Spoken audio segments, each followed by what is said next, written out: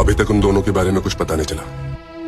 वो लंदन में है, ये हम सब जानते हैं, लेकिन अब हम लंदन में हैं, वो भी ये जानता है।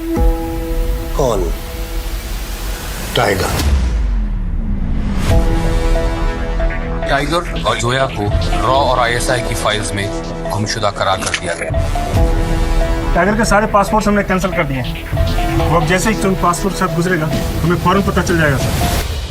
टाइगर तुम्हारी तरह इडियट नहीं है। कुछ लोगों को ऐसा लगता है कि रॉ का काम सिर्फ इंडिया से स्पाई एजेंट्स को पाकिस्तान भेजना है, जबकि ये गलत है। हाँ, ये बात सच है कि इंडियन स्पाइस को पाकिस्तान भेजने में रॉ का एक बड़ा हाथ है, लेकिन इसके अलावा भी रॉ इंडिया में काफी कुछ संभालता है और कई सारे ऑपरेशंस के लिए रिस्पॉन्सिबल है। रॉ ने आज से पहले इंडिया के कई बड़े ऑपरेशन संभाले हैं और आज आपके सामने लेकर आए हैं एक ऐसी ही कहानी जिसके बारे में बहुत कम लोग जानते हैं।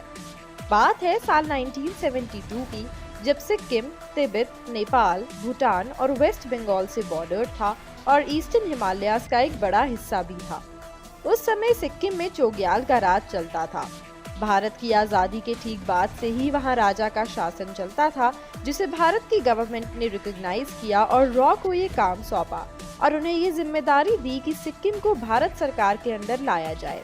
उस समय इंडिया की प्राइम मिनिस्टर इंदिरा गांधी थी और रॉ ने उनके कहने पर एक बड़ी स्ट्रैटेजी इम्प्लीमेंट की। रॉ ये जानता था कि अगर वो सिक्किम के राजा पर सीधा वार करेंगे या फिर उन्हें अपना सिंहासन छोड़ने के लिए बोलेंगे तो सिर्फ लड़ाइयाँ होंगी, और इसीलिए उन्होंने इसका एक नया उपाय निकाला।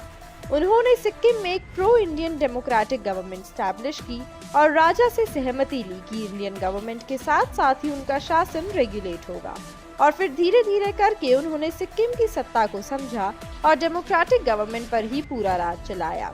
और फाइनली 22 अप्रैल 1975 यानी कि 3 साल से भी कम समय में सिक्किम इंडिया की 22nd स्टेट बना और उसे इंडियन गवर्नमेंट ने फेलिसिटेट भी किया।